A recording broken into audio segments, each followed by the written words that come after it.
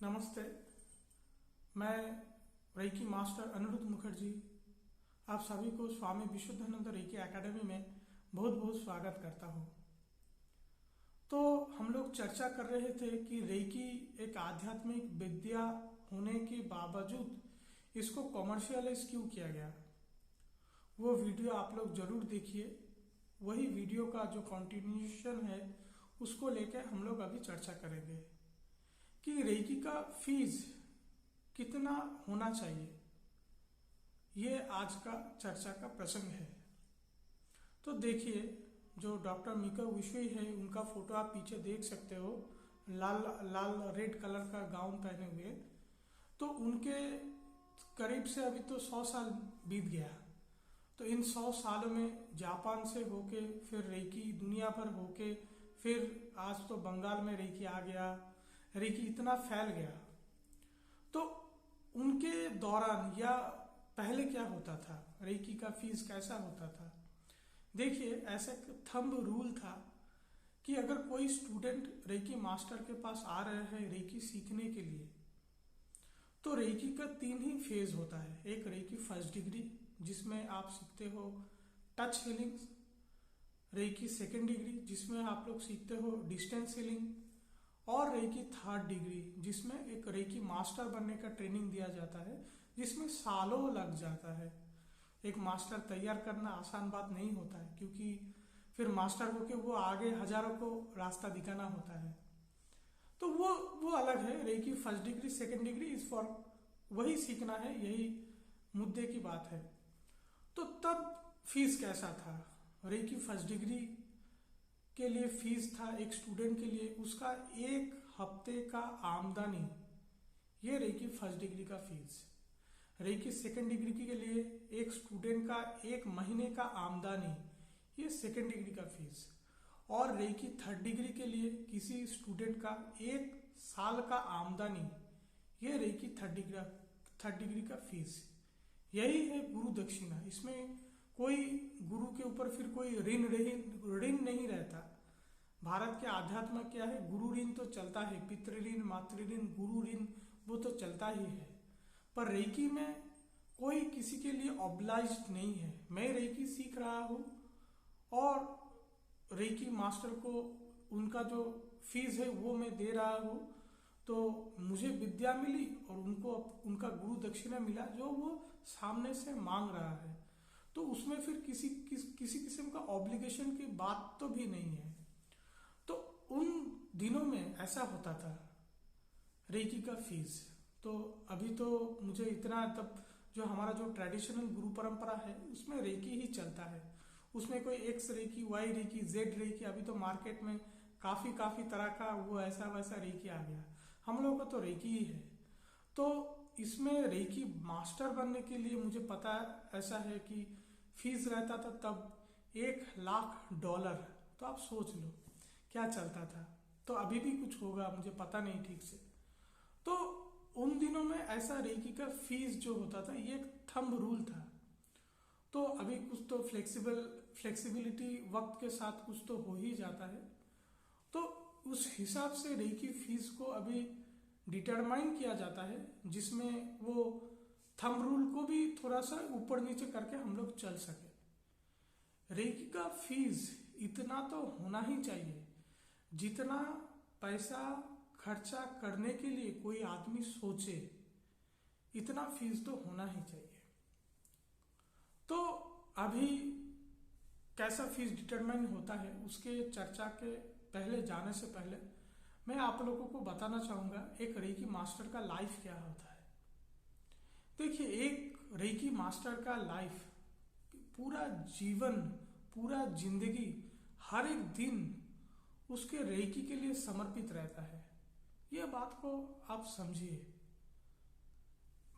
जैसा कोई सिंगर होता है, तो कोई सिंगर गाना बजाता है तो एक प्रोग्राम के लिए लाख रुपए, करोड़ों रुपए लेता है एक गाना गाने के लिए, कुछ घंटे का फंक्शन करने के लिए। तो वो कुछ घंटे का प्रोग्राम या एक गाना रिकॉर्डिंग का इतना फीस वो लेते हैं। तो वो फीस का महत्व नहीं है। साल दर साल वो आदमी बैठ के जो संगीत का का साधना किया और साधना करते करते एक परफेक्शन में उनको लेके गया। और वो परफेक्शन में लेने जाने के बाद भी हर एक दिन वो व्यक्ति को आपको साधना को वो उसको फिर वो सफाई उसको करना पड़ता है। तो वो घर में बैठ के जो घंटा घंटा साल दर साल साधना किया उसका ही रिवार्ड मिलता है कि कोई गाना रिकॉर्डिंग करेगा उसके लिए उसको लाख रुपए करोड़ रुपए मिलता है, कुछ घंटे का कोई फंक्शन करके इसके लिए उतना फीस। तो वैसे एक रेकी मास्टर का होता है। मेरे पास अगर कोई स्टूडेंट आता है, कभी आता है कभी कम आता है, नहीं आता है, अभी करीब 8 साल हो गए, तो मुझे कितना आमदनी हुआ जिसमें तो मेरा कम से कम परिवार चल सके, उतना तो कुछ नहीं था। तो मुझे आमदनी होता है कि मुझे आमदनी नहीं होता है, मुझे रेकी को लेके काम करना ही पड़ता है। हर एक दिन पूरा जीवन बदल जाता है एक रेकी मास्टर का, पूरा लाइफ, पूरा वो एक रेकी मास्टर का जीवन का अभ्यास, डेली रूटीन, हर एक चीज, हर एक बात, एक reiki master is a transformed personality, वो एक डिफरेंट पर्सनैलिटी हो जाता है। और जिसके लिए बहुत मेहनत करना होता है, बहुत काम करना होता है, इसके बावजूद कि उसको कुछ मिले या ना मिले।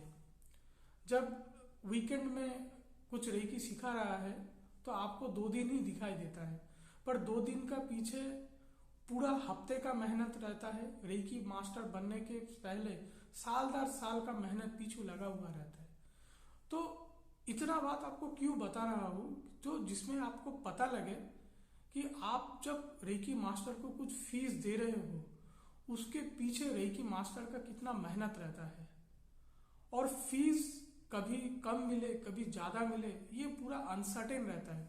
पर रेकी मास्टर का मेहनत, दिस इज सर्टेन, उसको तो आपको अपने आप को हमेशा साधना वो चलता ही है, उसको हमेशा उसको परफेक्शन उसको चाहिए ही। अगर नेट प्रैक्टिस ठीक से रहेगा तो तभी फील्ड में उतर के वो खेलेगा। तो ये बात है, तो ये समझ लो। तो फिर उसको लेके फिर हम लोग आते हैं कि रेकी का फीस कितना होना चाहिए। इतना होना चाहिए कि वो स्टूडेंट को भी, मास्टर को भी कुछ कॉम्पनसेट होता है, और वो स्टूडेंट को भी रेकी सीखने से पहले वो गुरु दक्षिणा, वो पैसा देने के लिए वो भी 2 बार सोचे।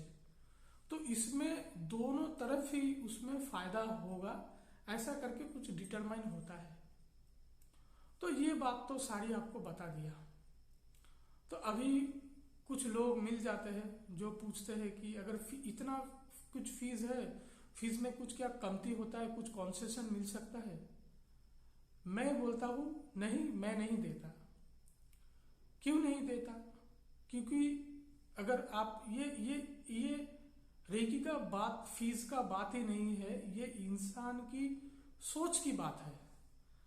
अगर आपके घर में कोई आप अगर कुछ सोने का कुछ बनाने जाते हो तो आप क्या जौहरी के पास दाम करते हो, वैल्यू करते हो कि नेकलेस बनाना है, कुछ खर्चा कम कर दो भाई, कुछ सस्ता कर दो भाई।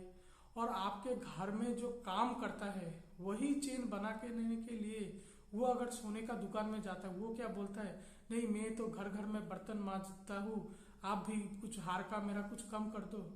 जो घर का मालकिन है वो किसी सोने का चीज बनाने के लिए जितना पैसा देता है वही बनाने के लिए वो घर का जो काम वाली है, जो बर्तन मांजता है, वही वो एक ही पैसा देता है।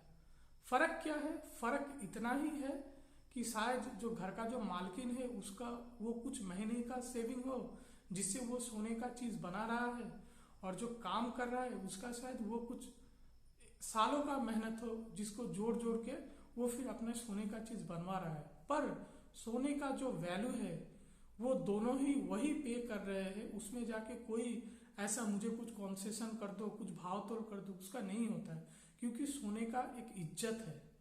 वैसा ही रेकी का एक इज्जत है। गुरु जो विद्या दे रहा है, आप एक बार रेकी सीख लोगे ना तो जिंदगी भर ये आपका साथ रहेगा। फिर गुरु का जरूरत भी तो उतना नहीं पड़ता है। जो कुछ स्टूडेंट रहते हैं जिसको गुरु का प्यार उसको चाहिए होता है, तो वो बीच बीच में कभी हाई हेलो कर लेते हैं, तो ऐसा उतना जरूरत नहीं पड़ता है। तो अगर जिंदगी में एक बार अगर आप गुरु के लिए इतना वो दक्षिणा आप वो दे नहीं पाते हो और उसको लेके भी भाव तोड़ करते हो, तो इसमें कुछ रखा नहीं है। तो ये बात तो मैंने आपको कह ही दिया। फिर एक सवाल आता है लोगों के पास, तो मैंने अभी आपको बता दिया रेकी कॉमर्शियलाइज क्यों हुआ, रेकी का फीस कैसे जस्टिफाई होता, रेकी का कुछ कॉन्सेशन नहीं होता। तो अभी लोगों का क्या होता है, लोग मार्केट में रेकी मास्टर अभी ऑनलाइन है, काफी सारे इंफॉर्मेशन डिटेल्स अवेलेबल है। तो रेकी फर्स्ट डिग्री सीखा रहे, उसका कुछ कम फीस, उसका कुछ ज्यादा फीस, इनका ये फीस, उनका कुछ ये फीस, वो फीस के चक्कर में वो लोग पड़े हुए रहते हैं।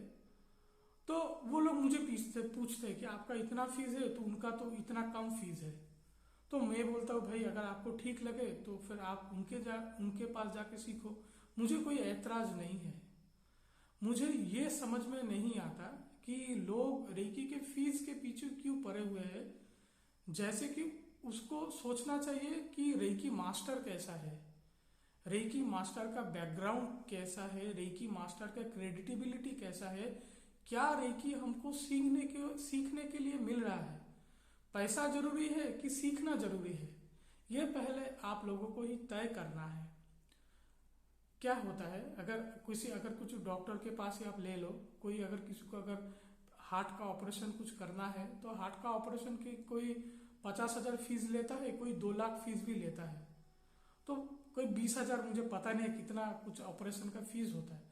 तो हर एक सर्जन का फीस वैरी करता है, और वो वैरी किस लिए करता है, सर्जन जितना बड़ा, सर्जन जितना बढ़िया, जितना उनका एक्सपर्टाइज और जितना उनका बैकग्राउंड क्रेडिटेबिलिटी, उनका उतना हाई फीस रहता है। तो हमारे रेकी में भी वो चलता है, एक एक्सपीरियंस चलता है, एक बैकग्राउंड चलता है, क्रेडिटेबिलिटी चलता है। हर एक चीज को आप भावतोल नहीं कर सकते हो कि उस डॉक्टर का फीस तो 300 रुपए है और वो डॉक्टर का फीस 2000 रुपीज है, वो सब नहीं चलता है। तो मोटा मोटा आप लोगों को बता दिया, और जो मेरा फीस है वो तो आप वेबसाइट में आपको मिल ही जाएगा, और उसमें कोई डिस्काउंट नहीं होता है, कुछ भावतोल नहीं होता है। और जो मेरा क्लासेस अनाउंस होता है, कम से कम 1-1.5 महीने पहले ही मैं अपने क्लासेस का शेड्यूल में अपडेट कर देता हूँ। जैसे कि अगर कोई बाहर से आ रहे हैं, कोई दूर से आ रहे हैं, उसका अगर ट्रेन बुकिंग रहता है, फ्लाइट बुकिंग रहता है, होटल में स्टे करना कुछ रहता है, तो वो अपना प्लानिंग उस हिसाब से कर सके।